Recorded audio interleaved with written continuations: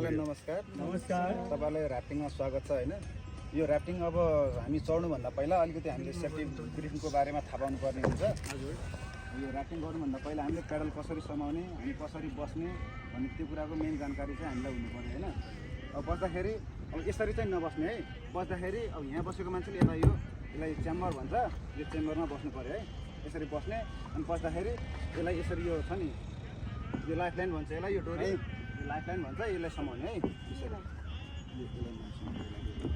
बस्दाखेरि चाहिँ रेस्ट पोजिसनमा यसलाई चाहिँ समात्रै बस्नुपर्छ। एउटा हातले पेडल अनि एउटा हातले चाहिँ यो लाइफ लाइन भन्छ, यो डोरीलाई समात्रै बस्नु पर्यो है।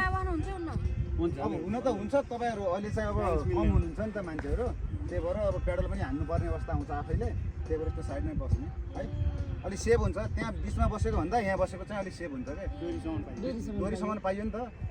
त्यही भएर अब ट्याक्क खुट्टाहरू यसमा लक गर्ने, यसरी यो दायाँ खुट्टाले चाहिँ अगाडि, बायाँ खुट्टाले पछाडि यसरी ल गर्ने, आनन्दले बस्ने है। त्यो चाहिँ समाउनु। अनि पेडल समाउँदाखेरि यो बुढियाउलाले चाहिँ यो